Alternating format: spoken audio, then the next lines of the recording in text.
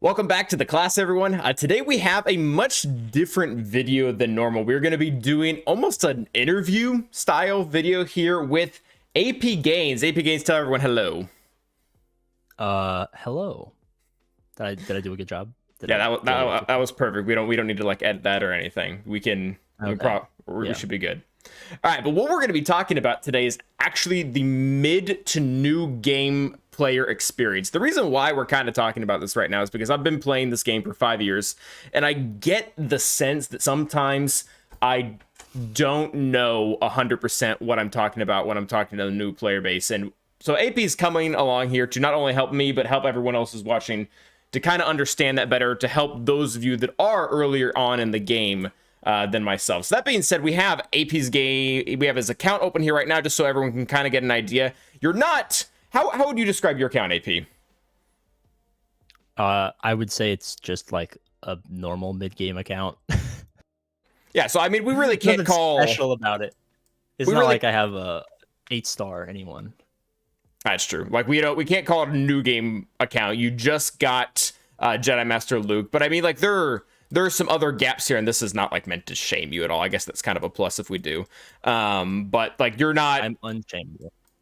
Like myself, I'm about to unlock 6 Galactic Legends, and again, that's not a bragging point, but just to say that there's a difference between those accounts, and there's something that I think that you have to offer. So that being said, AP, what is something that you think you consistently hear veteran players, someone who's playing for 5 or more years, say maybe about the mid or new game experience that you just think is downright wrong or erroneous or whatever? I remember when I had been playing for a year or two, I heard someone on an interview very much similar to this make the comment that Jedi Knight Luke's release was a freebie for anyone who had been playing the game for longer than a year. And I just remember thinking, you have absolutely no perspective. Like, that is so far off. And is there something common like that you hear people say that you're just thinking you're so far off? I mean, let me preface this with 2 things. Like I said on the Matt Awesome show, which you guys should go watch if you haven't already. I don't know how the upload schedule works. I like to make up a lot of terms to help people kind of digest information, at a more human level, because a lot of the game is just my JMK, Gascat, GK did this with this Datacron and that Omicron, right? I generally say that there's 3 currencies in this game: time, money, will to live, and most people don't take will to live into consideration. Basically, I would say there's a bunch of things that like are different about the game, like Kyber 1 GAC, and for the most part, most GAC that you'll watch streamed tends to be Kyber 1 GAC, because people who do content creation tend to have been here. Very, very, very upper level GAC is a chess match, right? Sometimes the chess match starts at 24 hours before, where you do some research on your opponent, you scout them out or whatever. You see what they like to do, and you formulate a game plan based on their past performances and stuff like that. And then the chess match really starts when you sit down at the GAC table, and it goes skill to skill. Who's more efficient here? Who can pull out a counter here to trick them in the back wall? And a lot of it comes down to skill. It's a chess match, right? For most players, the game is not a chess match. It still technically is a game of chess between you and your opponent, but the chess match started 5 years ago when you were in high school in woodshop class, like physically making the chess pieces, because no one will ever show up with the same pieces on the chessboard. Some people you'll go up against, they'll have 4 queens and only 2 pawns. Some people will have 40 pawns and like 1 king and nothing else. So the game always changes and is never, ever going to be the same. So one thing, I guess, to kind of put this out here is people don't take into consideration will to live, and counters, as they're normally used for most streamers, don't really exist. I mean, they exist, like stuff still works, but they don't really exist for most players, because you never know if your opponent's going to put down this thing that this counters, or if you're going to have to use your bounty hunters on something that bounty hunters can't beat, but you have no other choice, so you better make it work or you're going to lose. I'd say those are probably the 2 main things. Talked for a long time there. I apologize.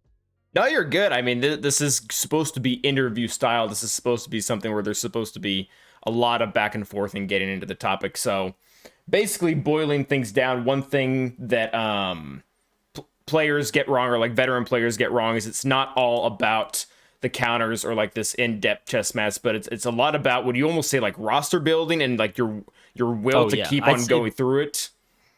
The only thing that I think matters for 95% plus of the players is how well. That's why all of my content is based around what you should be farming over what you shouldn't be farming. Mm. Because like in the old GAC system, I could just look at an opponent and be like, I won, right? Because that you could just, I bet you remember those days. Like you could just look at someone's account if you weren't, in Kyber 1 or, you weren't getting Whatever it was at Kyber the time. yeah, whatever it was at the time. Now, of course, with the matchmaking, it's a little bit different, but the roster for 95% of players is the only thing that matters. Like, if my opponent has 8 million GP, 4 GLs to my 1 or 2, but they don't have Executor and I place Executor on defense, it doesn't matter. I won't place characters on defense and I'll use math and I'll beat them because I had a better roster. Because I have less, but I had the thing that counted in that situation. So the entire game for most people who will ever play this game is literally just what do you have and what don't your opponent have. And then the will to live thing is like new players don't want to farm SLKR for 12 calendar months as the first thing they ever do. They're going to get bored, quit the game. And not specifically SLKR, because every time I say that farming SLKR is bad, people are like, oh, you just think Arnold's stupid. No, if you have an existing account and you want an alt, SLKR, he's about to probably get, big booby goth girlfriend Ray and will be amazing. But what if a person who's never played this game before is doing something kind of repetitive for 12 straight months? It's not exactly fun, right? And will to live is important. Getting those CLS teams and those Revens because they're fun and they're cool and they're exciting and they're big Star Wars characters does have its place in the game to keep people actually playing the game. So that really kind of bleeds into our second question, and maybe I'm just totally off here in what I think your answer is going to be. But what would you tell mid or new game players? What is kind of the most important thing to do? And I think you might have hit on it, or I may just be totally off here. I mean, obviously, because my favorite thing in the entire world is to stroke my own ego, I would say follow the APGAINS strategy, get your core 8 teams before you do anything else. But the game is a very long process. Like you're gonna play if you're a consistent player, you're gonna be playing this game until it dies. Probably you're probably playing 3, 4, 5, maybe 6 years, depending on when the game dies. Like you need to think in advance about what you're doing, because if you're really investing in something that's going to take a long time that isn't going to provide the value, which is something I care deeply about, value, that's something else you could be doing, like you're not going to be as good of a player. And sometimes if you play, if you have matchups where your opponent doesn't really know what they're doing, you're going to win those. But if we take everything as I'm playing, let's just assume I'm playing a good player, like I have to make the best decisions or I'm going to be a worse player. Right? Like, I don't care how good you are, Calvin, and you're very good. When we did the Cup Awards a couple years ago, I put you as like the best GAC player or something like that. If you are infinitely better than me, but I have a team or I have a strategy or a roster that you just cannot possibly beat, it doesn't matter how good you are, right? It literally doesn't matter how good you are at the game if I have a strategy that I've implemented that mathematically prevents you from even possibly beating me. So skill is important, learn your counters and stuff like that, but build a good account. That's all. The game is building a good account. That's just it. Damn, we're already at 8 minutes. Wow, I suck. No, we're doing great. But I think that's one of the things that's really important. I kind of know that in a weird way that I'm conscious of it, but it's something that I really don't think is applicable to me. And I think we don't need to get into a big conversation about matchmaking, but I think it does apply a lot to matchmaking because my account, I'm 8.5. I have 5 Galactic Legends. I am close enough to a max GL that I don't know what a non-chess match looks like. Every single match that I go in, if the other player is bad enough, I have a very good shot every single time. There is no just outgunned to the point where someone who's really like kind of doesn't know what they're doing, hasn't learned counters, doesn't understand mods, doesn't know what beats what, like they aren't gonna really beat me. They've already fallen to a lower Kyber level or maybe a Rhodium or something like that. Whereas there are players in the middle who maybe have 3 or 4 million GP. They might even have 1 Galactic Legend. Even if the other player really doesn't have any skill at all, 6 Galactic Legends is gonna beat them. That's skill is completely thrown out the window. So yeah, I think I had what your response is going to be pretty in mind. Then it really is going to come down to like, what would you tell new people to focus on? It's more so comes down to roster building. Well, I think this even applies to you, believe it or not. 8.5. Do you have Grand Inquisitor? I do not. Exactly, because you had the foresight and a lot of other people also realizing that maybe investing in Grand Inquisitor wasn't a great idea right before Jabba and the Profundity were about to come out. Like, you made a conscious decision to not go for something and instead wait or, farm Ray, like you said you're doing, and you're going to do Profundity after that. It still applies to you. The only people it doesn't apply to are people who buy everything. Even if you're a big whale, but you don't buy everything, it still applies to you. Like, it really applies to 99.9% of the players who play this game. Because you'll never have anything. Like, you'll never have everything unless you're spending $40,000, $50,000, right? You're never going to have everything. So even if they're smaller choices in your case, or you have to make them less frequently, you still have to make those choices. They still are a very big part of the game. Because if you had Grand Inquisitor as opposed to Ray, and, assuming you get Ben Swallow, your account would be worse. I think you can agree that Grand Inquisitor is much worse than Ben Swallow Ray. Yes, right? from a 1-to-1 comparison, yes. Or not even just a 1-to-1 comparison, but your roster with Ray versus your roster without Ray, but with Grand Inquisitor. Like, assuming you're staying the same skill level, you have less chances to win if you went the Grand Inquisitor as opposed to the Ray, right? Which will limit what you can do. And if you want to punch up to, I don't know what your ranking is, but if you want to punch up even higher, it would have made it harder for you to do that, regardless of your skill level. Because let's just say your skill level stays exactly the same. Right? Okay. It applies to everyone.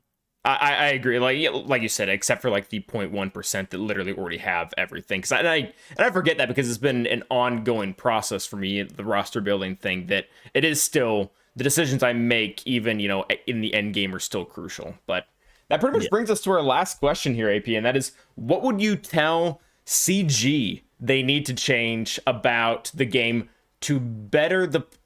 Here, let's reword this. Not better the experience, but better the retention level for those type of players, to make them want to stay, to make them enjoy the game, to make them want to spend money or to spend 10 hours grinding Conquest. Like, what does CG need to do? Well, I will tell you. Okay, so this is a hard question, because we love to just go under the assumption that they are making mistakes and they just don't know what they're doing, and not that they're making undeniably great decisions for the company, right?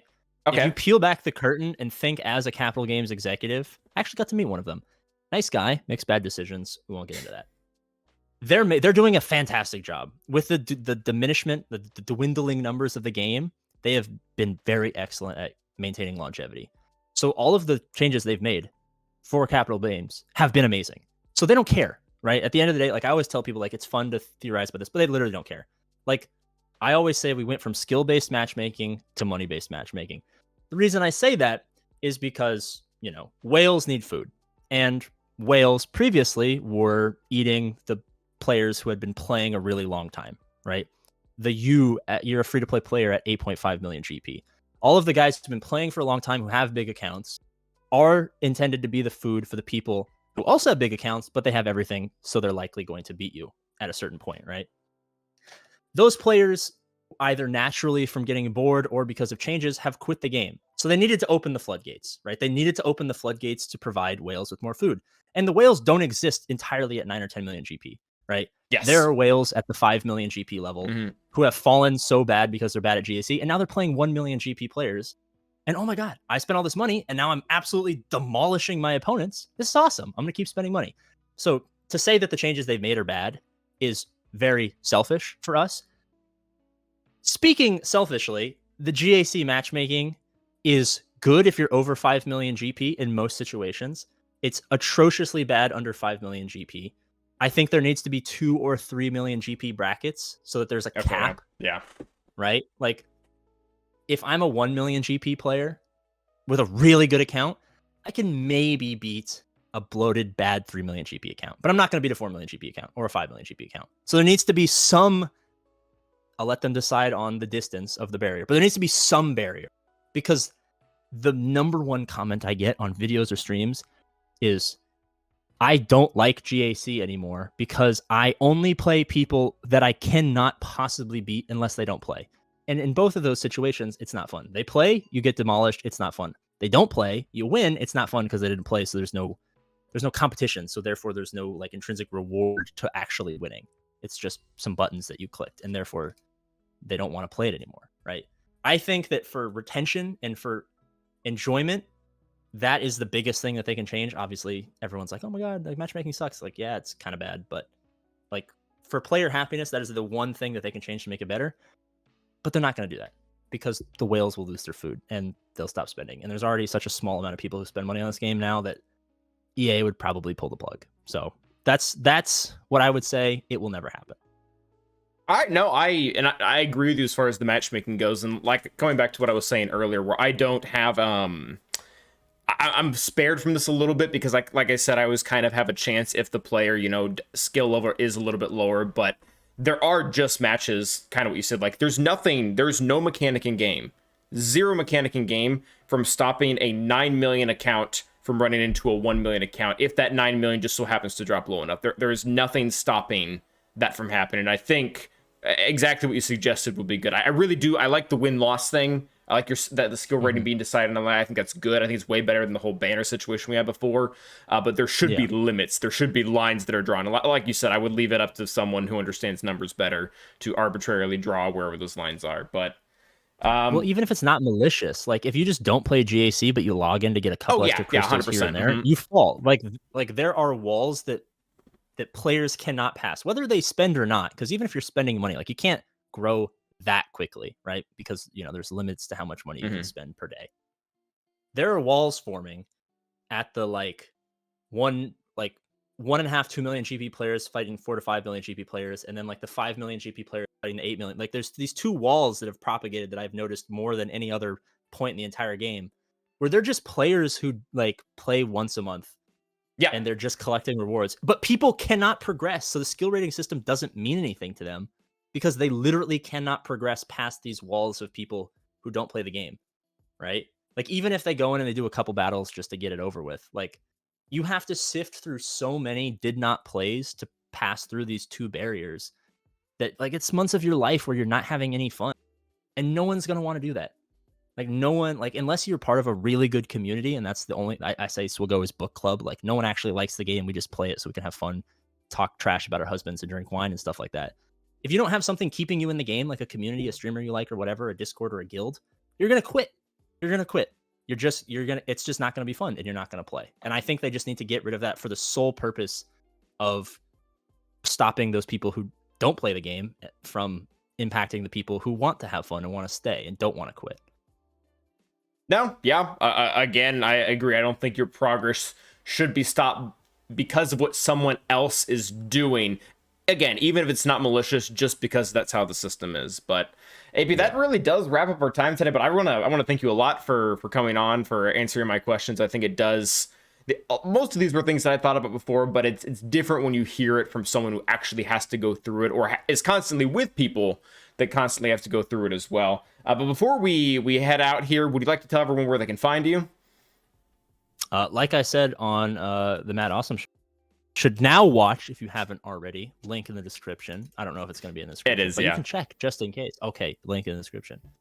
If you're depressed, you already know who I am. If you have brain cells, you don't know who I am. And if you have brain cells, you probably don't want to know who I am.